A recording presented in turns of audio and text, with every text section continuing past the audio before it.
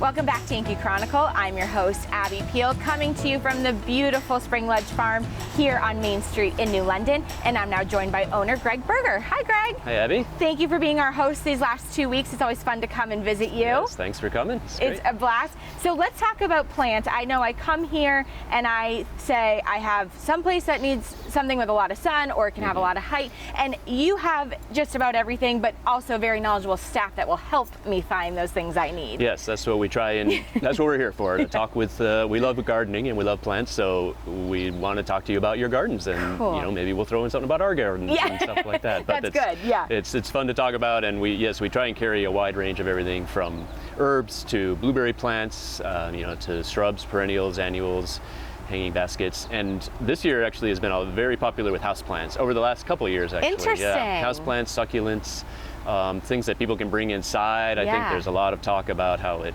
calms you down, and it just is good for the air inside. So houseplants are always tough because you have to remember to water them, whereas Mother Nature can handle the outside a lot of the time. So I like to say my houseplants are average. They're the ones, but at least you can come here and get a sense of what you have, and you can help say, okay, this one needs a lot of sunlight. This is how you take care of this one. I particularly like the ones that you can water it every so often. Right. Yes, that's always good. And you know, we have some plants that do really well outside in the summer, and then come fall, you can bring them in and you know, treat them a little better, and and they'll be fine for you all winter. So then you don't have to buy another one, and you've got that nice plant. And if you can survive till next spring, okay, I think I'm up for the challenge. We'll see how it goes. Let's talk about fall. We're moving right along in this crazy summer that we've had. What are you looking at for fall here at Springledge? Well, fall is actually when the fall harvest is bigger than what we're harvesting right now in late July and early August. So that's everything that we currently have. Tomatoes, sweet corn. We'll have some fall strawberries, actually. So we have those every day at the farm stand. Fall cut flowers, they just continue on. And then we start getting more and more of the carrots and the potatoes and root crops, broccolis, cole crops, things like that. So it takes what we're starting to really get into now and just puts it at that next level, so we have a lot of material and a lot of produce. That's amazing. And this farm stand that we're right near is new as of last year for COVID, but it's worked well and you've kept it going. And does that stay through the fall? Yeah, we have a tent just outside our existing farm stand, and that helps us spread things out. It's a little nicer. It's more of a farmer's market feel too. Yes, I like it. So we'll have that until about the 1st of October. Great. Then it's coming down, and it probably will move over to another spot.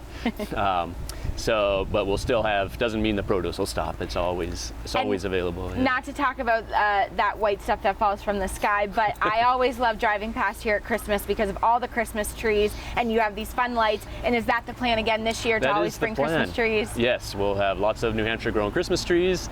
We make wreaths here, and we'll continue. We do a lot with fall greens. So there's some greens like spinach and certain lettuces that you can grow almost all year round if you know how to do it. Interesting. So we're ramped up for that, and that's the kind of stuff we have to plan on right now so that it's ready for through the Christmas season. Yeah. And that's an interesting point too, because you think, okay, your time ends, in the fall when it gets cold and there's a frost, but there's a lot of pre-planning that you have to do over the winter to be ready for next spring. Yes, we're always kind of a season ahead.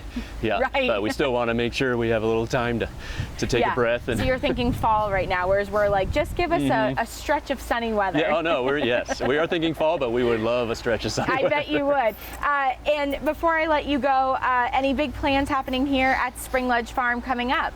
Well, this year is the first year we've been growing on what we call the Messer fields. Right, new to you. Yeah, new to us, which we're leasing from Osmond Sargent Land Trust. They had a big campaign last year and raised enough money to purchase that, and that'll be under conservation, so it'll always be a field with a beautiful view of Kearsarge.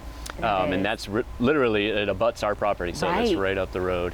We have we have ideas we're going to plant a bunch of garlic up there. Cool, yeah.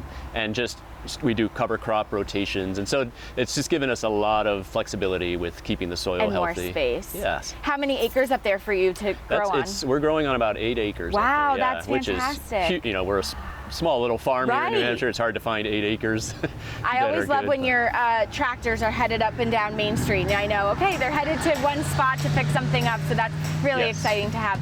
Greg, thank you for hosting us as always every summer. We love coming to see you here at Springledge Farm, and it's just a beautiful place for us to shoot. Well, thank you. Thanks for coming by. See you soon. Yes, thank you. One of the fun and successful events that only had one edition and was put in COVID hibernation returns this year. Stay tuned when Ashley Rowley will bring us up to date on some yum plans. But first, these words from some of the good folks that make your Yankee Chronicle possible.